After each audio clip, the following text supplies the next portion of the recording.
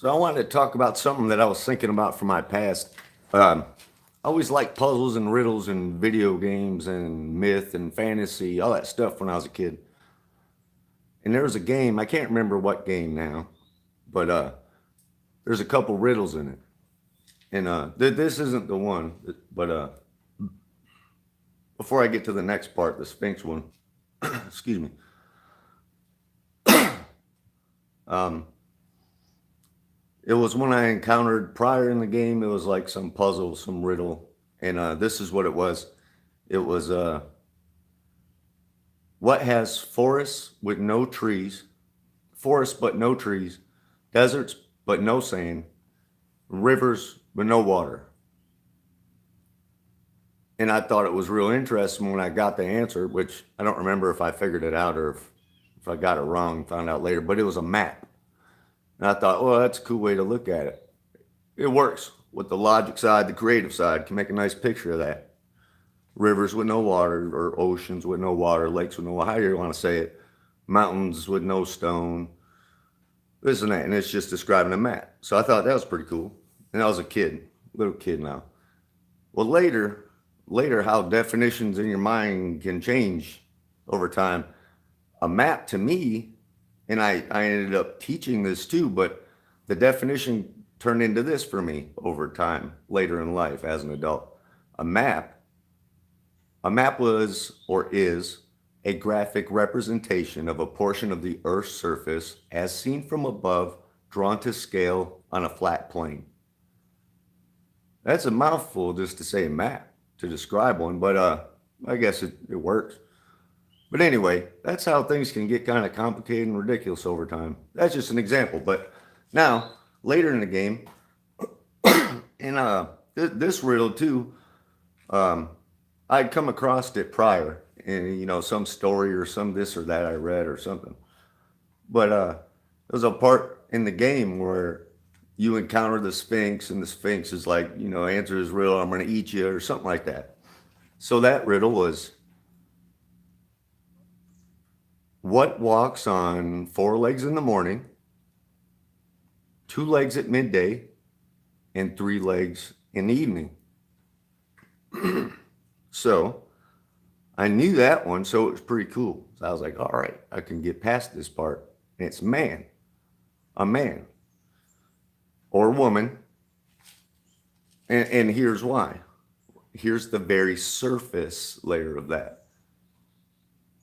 That describes a man or a woman at the morning being a child, their childhood, after they're born. They're crawling, they're on all fours. And that's how they move around. And then at midday, or as they grow into adulthood or whatever, as they learn to walk, they walk upright on two legs. And then at old age, near the evening, when evening is coming, at the end of their life, it's three legs because of the cane. So I knew that part, so I thought I was pretty smart as a little kid and got past that part of the game. But I like to go a little bit deeper into it, that it really came together for me not too long ago. The depth, the real depth of that allegory that describes life of a man or a woman in this experience. And I think it's really cool. So I just want to kind of talk it out loud best I can. So, oh, where to go? Where to start?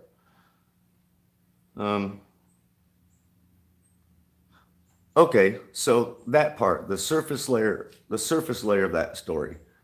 A man or a woman is born into this world as a child in the morning, or as the sun is coming up, as the sun is coming into view as it moves east to west across the ecliptic. And that symbolism in there of one day of the sun moving across the ecliptic from sunrise to sunset, symbolizing a whole entire physical existence. However many years or however many days or minutes or months that might be. So that's the physical part, and that's how it's represented. When the sun passes, the sun being the thing that gives life energy for everything down here to grow, right? The plants, the animals, all of us, we need that light of the sun. And then when it becomes nighttime and the sun is gone, things stop growing. Nighttime, right? Not all things don't, I'm not trying to get all technical or anything. I'm just saying in general.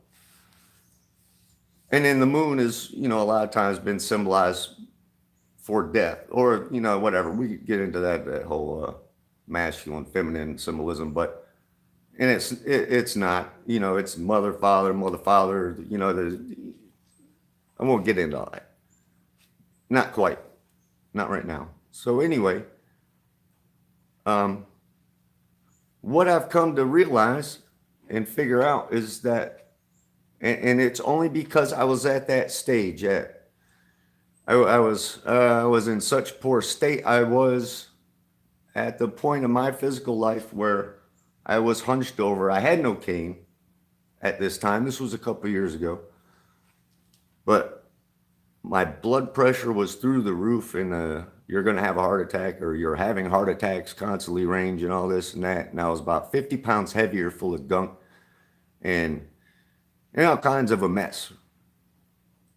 But I won't get into all that. But anyway, I was at the end, and I didn't know what was going on here. So now that I've gotten here to where I am now, let me explain what I've come to realize about that riddle.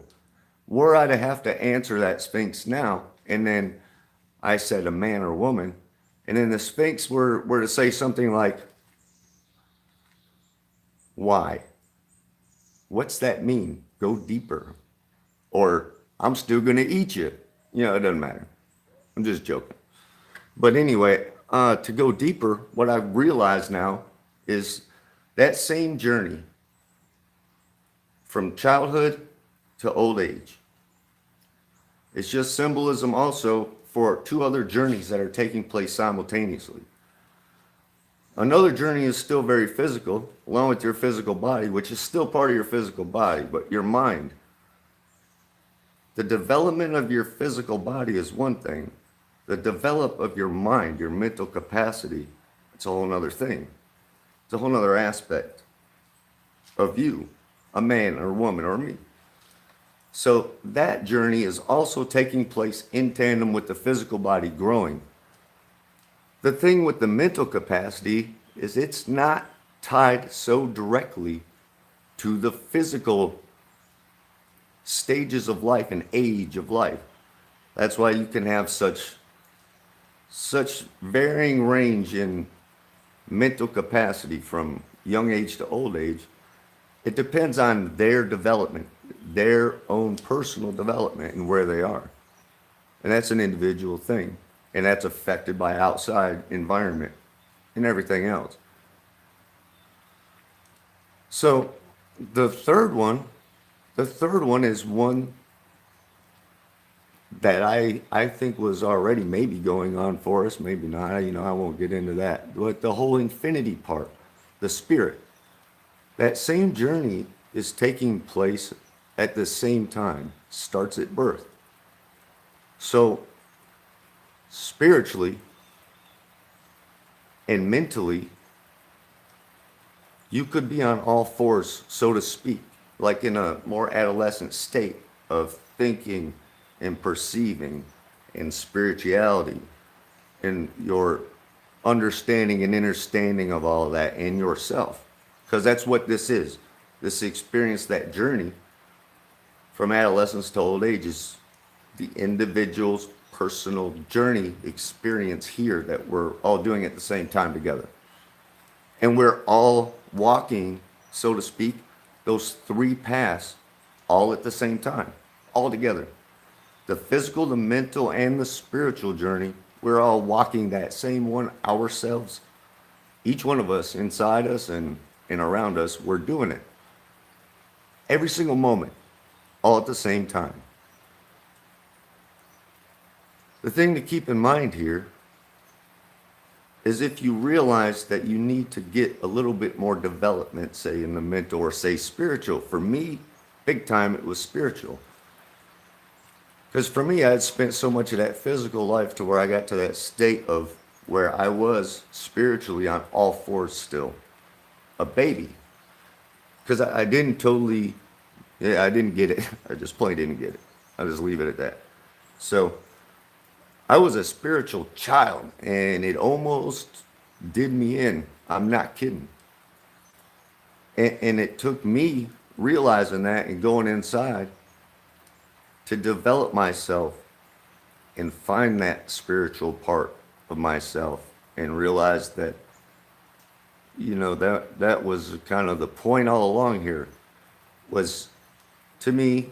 Now this is just my words, but hold on, let me take this drink. This is coffee now. I got two vices still left just to share. Coffee, but it's ground. It's all that, organic, best we can. We grind ourselves and all that. And cigarettes, but I roll my own with the tobacco. You know what I mean? So I try to avoid all those chemicals like that. So I do have those two vices left. Otherwise, I just drink water, but water and coffee. Very rarely. Sometimes some fruit juice, but not often. Anyway. Uh, Man, where was I? Oh, well, yeah, figuring out I was a spiritual child and I hadn't really developed. I also, during that, I realized that I was kind of locked into a childish mental state too without realizing it, like very much so. And I was acting out in a childish way a lot. And that was due to a whole bunch of circumstances. Uh, just my life experience and my environment and just the totality of everything. So I really had to do a lot of figuring stuff out to get make some sense. Now I'm starting to ramble. Where was I going? Mm,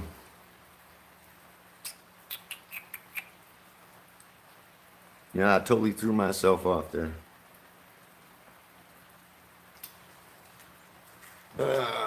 So, one moment. You know what? Well. Anyway, with the three journeys, okay. Anyway, that's the trinity of tying yourself together. That's the trinity you're looking for. You wanna be able to progress mentally, because that's your responsibility, my responsibility, all our responsibility. You want to progress spiritually, because that's your responsibility, my responsibility, all our responsibility. At the same time of taking care during your physical journey, taking care of you, protect yourself, nurture yourself, and others around you that are sharing this experience and journey with you. Be there to protect and nurture them too if they need it. And they will for you, hopefully. That's how it should work, I think, anyway.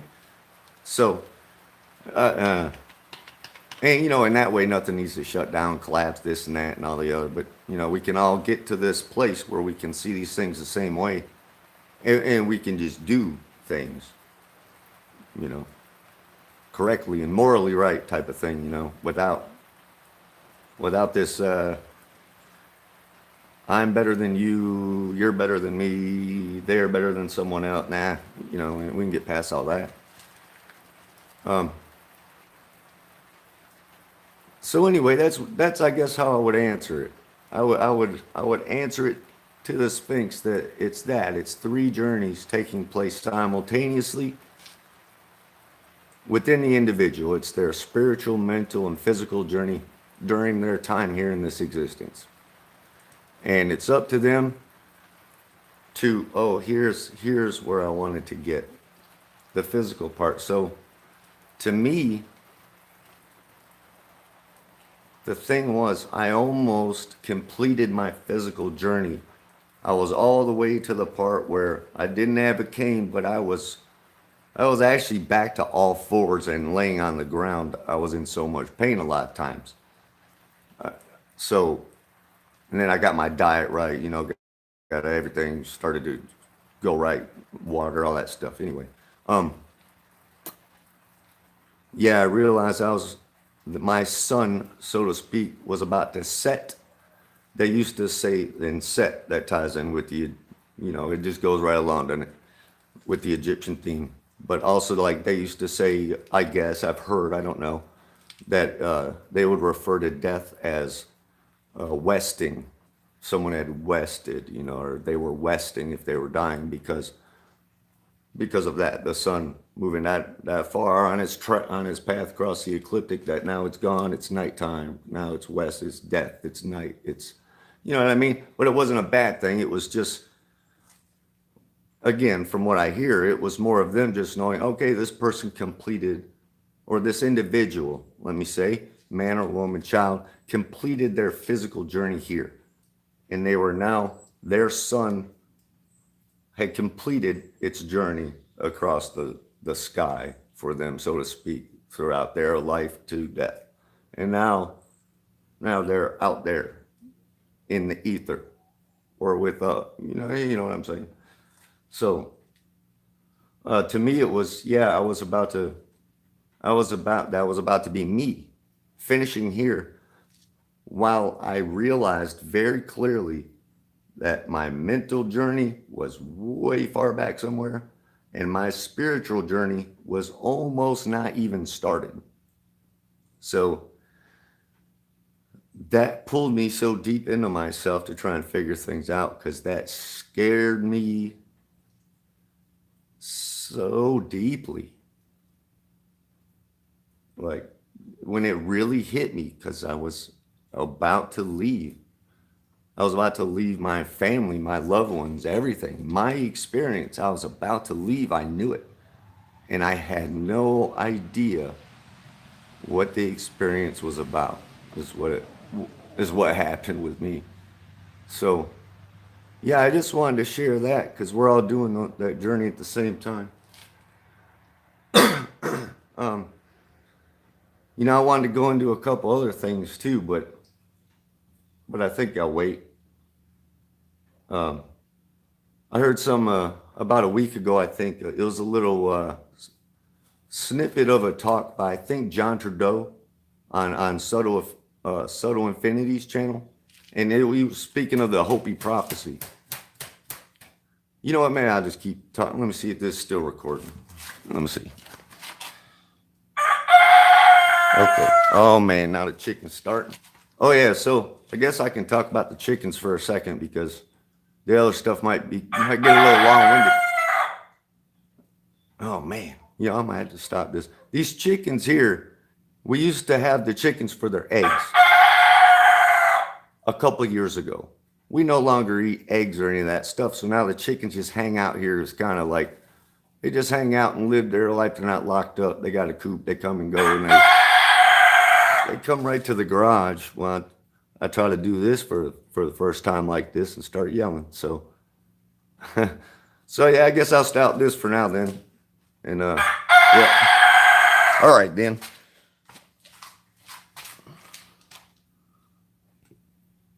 I'm trying to figure out how to stop this anyway.